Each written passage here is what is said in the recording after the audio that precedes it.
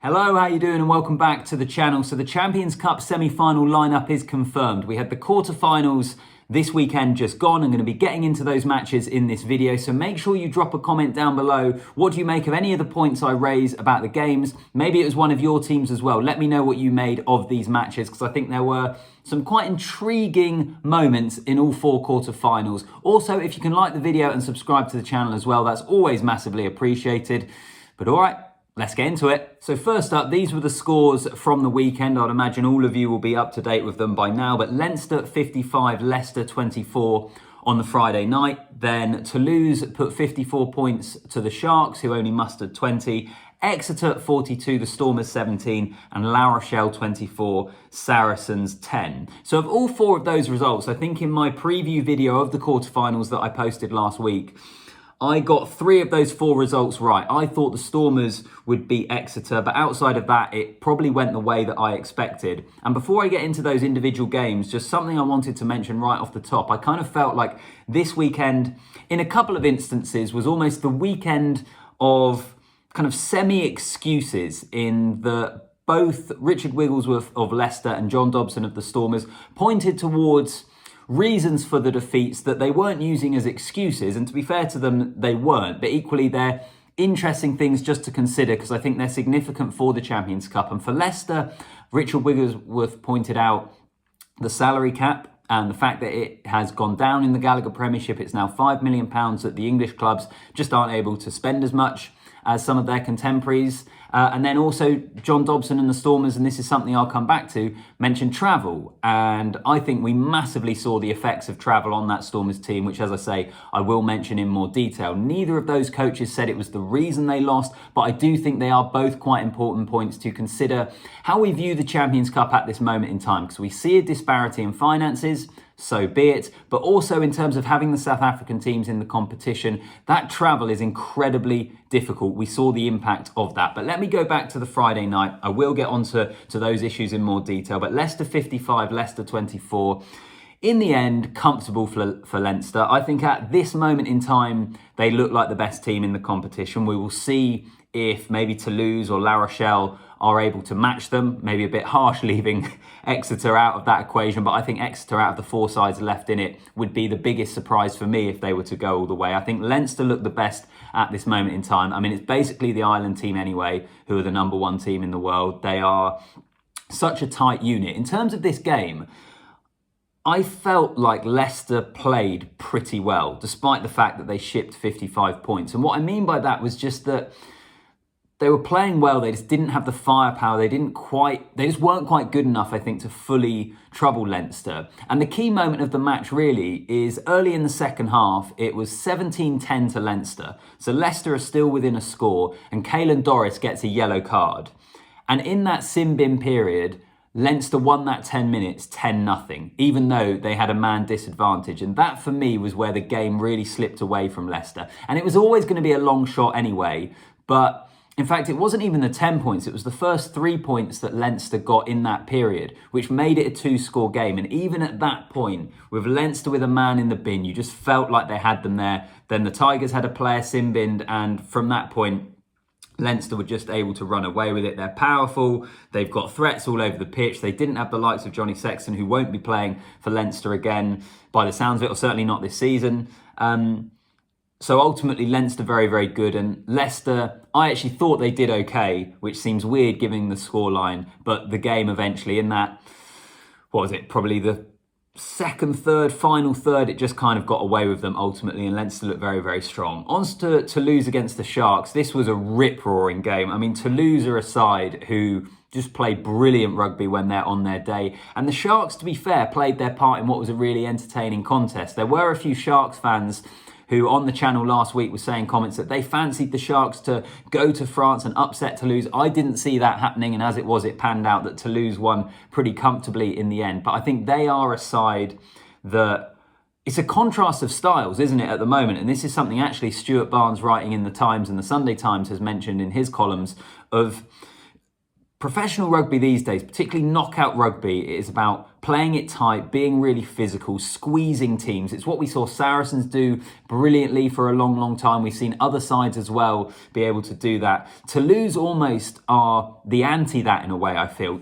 Whilst they do have that muscle up front and the defence and all that sort of stuff, they're just able to attack. They exploit space, and I thought it was a great contest. The Sharks played their part, but Toulouse in France, there's a reason they are one of European royalty, really, in terms of their pedigree and what they've achieved in this competition previously. And that semi-final against Leinster could be absolutely blockbuster. Then I mentioned the Exeter result. I mean, that was the game for me that was the surprise. But having watched the game back, I was actually busy when it was happening. I had to watch it back in full. I thought the Stormers were nowhere near it. And John Dobson, as I say, spoke about the travel and that it didn't help. I mean, from the stories that we've heard, they had to take 2 or 3 separate flights to get there. The team only fully got there, I think, maybe on Wednesday evening into Devon. They then had a training session on the Thursday, a captain's run on the Friday. And to me, they just looked completely disjointed.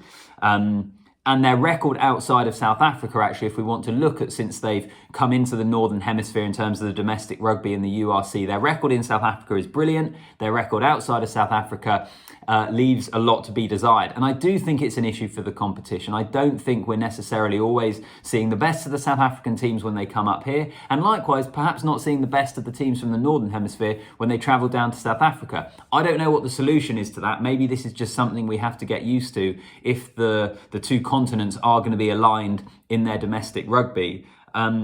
But I think it had a massive impact on this game. And that's not to take anything away from Exeter. Before the Chiefs fans pop up in the comments, it's Exeter's best performance of the season. A season which has left a lot to be desired. This was incredibly impressive from Exeter, who were missing frontline players. You looked at the team sheet and you thought there were guys there who are not very experienced. How is this going to go against the Stormers side who are packed full of Springboks?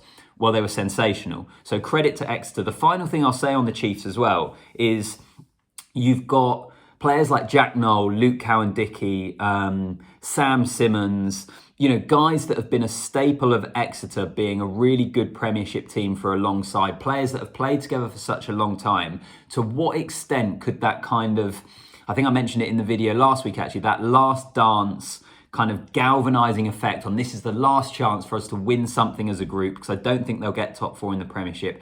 How much could that propel them on in Europe? I think that's quite a fascinating storyline, because I think on paper, Exeter, from what we've seen this season, are quite comfortably the weakest of the 4 sides remaining. But how much of a motivating factor, how much of an impact could the fact that those guys, born and bred in the area, who've been stalwarts of that club for a long time, the fact that they're going, could that inspire them on to doing something really, really special in this competition? We shall wait and see.